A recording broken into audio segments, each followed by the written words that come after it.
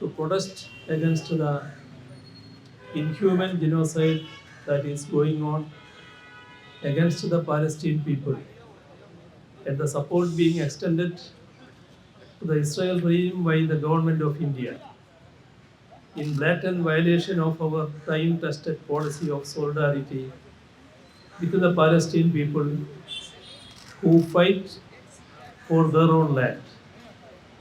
It is really shocking that the government of India has gone to the extent of abstaining from the discussion of the UN resolution, supporting Israel and the US. We have stooped to the level of becoming an ally of the Nexus. What we are witnessing today is the brutal massacre of the Palestinian people by the Zionist Israeli regime. The reality is that innocent people are being killed. Women and children are being murdered. If we do not condemn this massacre, we are being complacent in this ethnic cleansing. Subsequent to the current conflict, as of 27th October, 7,326 Palestinians have been killed. 18,967 Palestinians have been injured.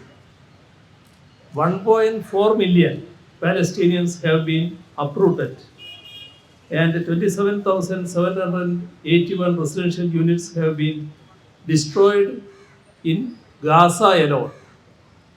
Despite this deplorable loss of precious human lives, India abstained on a resolution adopted by the UN General Assembly calling for a humanitarian truce, even when the international community overwhelmingly demanded that there be an immediate halt to the violence.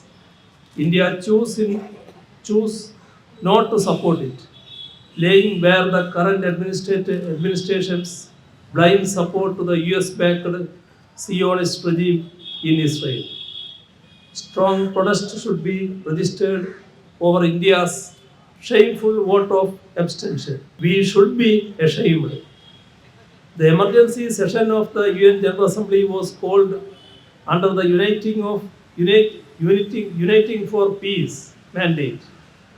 The General Assembly called for the immediate and unconditional release of all civilians being illegally held captive, demanding their safety, well-being, and human treatment in compliance with international law. It also reaffirmed that a just and lasting solution to the Israeli-Palestinian conflict can only be achieved by peaceful means based on the relevant UN resolutions and in accordance with international law and on the basis of the two-state solution. Despite the General Assembly's position being aligned to India's time-tested stance on the issue, we abstained. Indian people's support to the legitimate Palestinian right to their homeland predates our independence and was part of our freedom struggle. Our support to the Palestinian cause emerged as a national consensus. India's current vote in the UN General Assembly and in the UNHRC 2 years back violates this consensus. It is a complete U-turn from our erstwhile stand, which had manifested in India consistently championing all the UN resolutions and opposing Israel's blatant violations of those resolutions and its illegal occupation of Palestinian lands. The open backing of the US administration has emboldened the Israeli government. It enacted a law declaring Israel as a Jewish nation state. The Gaza Strip, home to over 2 million Palestinians, is repeatedly under Israeli attack. Since 2007, Israel has imposed a blockade. Even humanitarian aid is allowed to enter Gaza only if Israel so desires. In 2020, the UN called Israeli occupation in Palestine the longest belligerent occupation in the modern world. Israel also earned the dubious distinction of being the most condemned country by the General Assembly of the United Nations. The left in India has always stood by the Palestinian cause, and even now we stand resolutely with the Palestinians.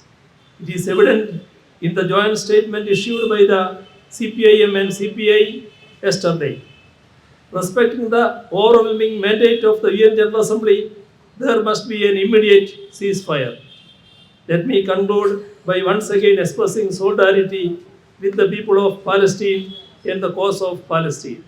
Let us continue our joint efforts so that India retains its moral compass and stands with the oppressed against the oppressors. Thank you.